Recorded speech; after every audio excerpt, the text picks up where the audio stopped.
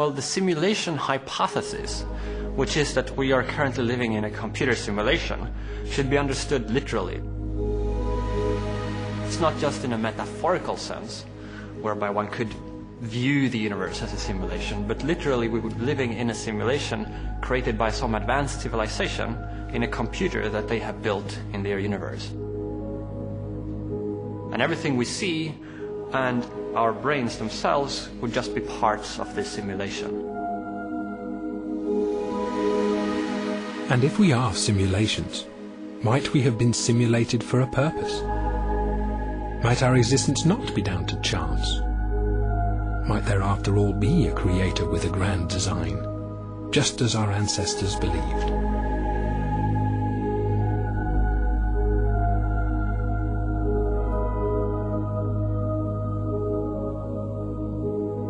The simulation argument is based on empirical considerations about the levels of computing power that would be available to an advanced civilization.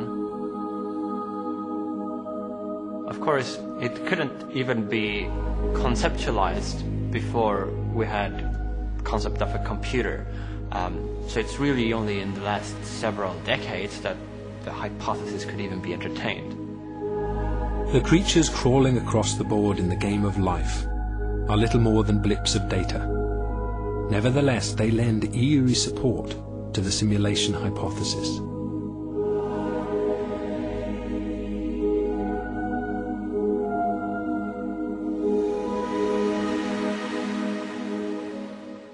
The rules of my life game are tiny, trivial things.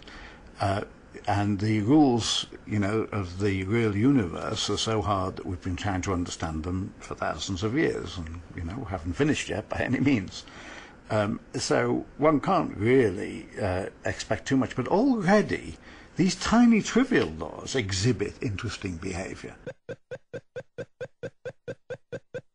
It proved an important point, which is that a system like this could have some of the properties of the real universe. So in a way, its design was copied, but in a very trivial way, from real-life biology. And so it's rather nice that, correspondingly, it became a kind of artificial biology.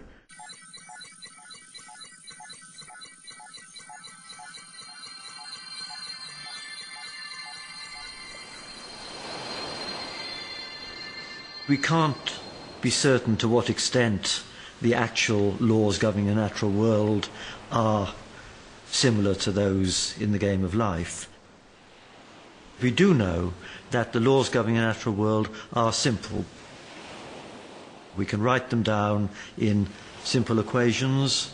We can program computers to simulate them. And from great simplicity, we derive immense complexity.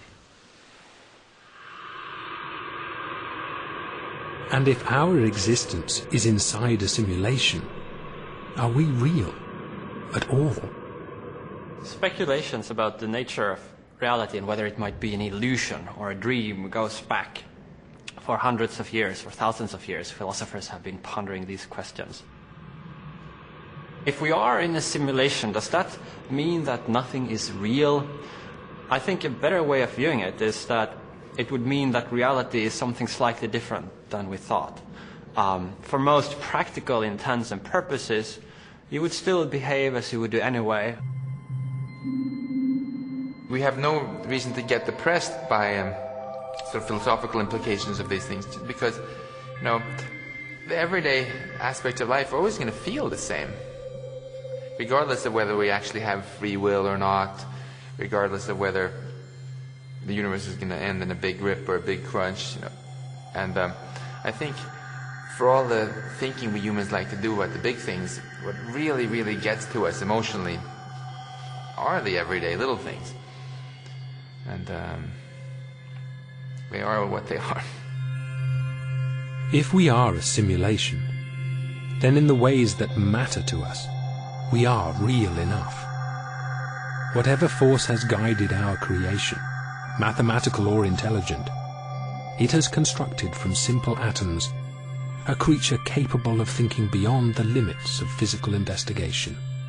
These kinds of arguments show at the same time the limitations to the reach of the human intellect, in that we're discovering how our little corner of the world might indeed just be a small corner of a vastly bigger world than we never imagined. And that we might never, even in principle, be able to reach out and look at the other parts. And at the same time, these arguments also emphasize the astounding reach of the human intellect, in that we can begin to formulate theories and hypotheses that extend way beyond the world around us that we were evolved to cope with. How many lions entered the cave? Will it rain later this afternoon? What does that person think of me? These kind of very down-to-earth issues that our brain evolved, but it turns out that they can be used to begin to grapple with these fundamental questions of existence and the nature of the world. In searching for an alternative explanation to the religious accounts of our creation, cosmologists have uncovered a possibility that seems incredibly similar.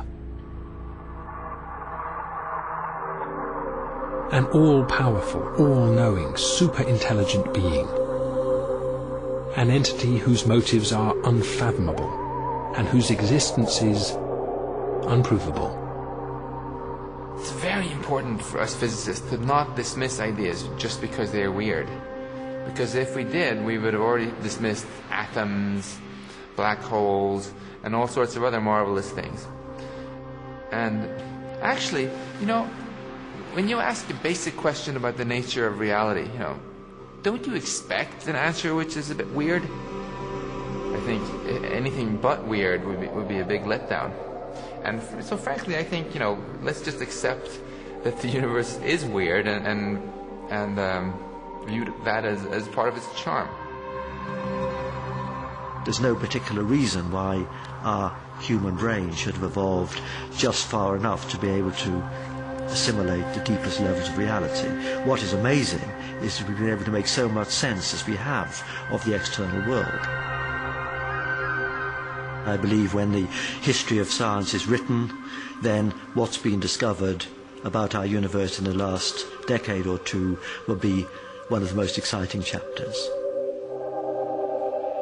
But the key question, of course, is what we still don't know, and that is the challenge for the coming century.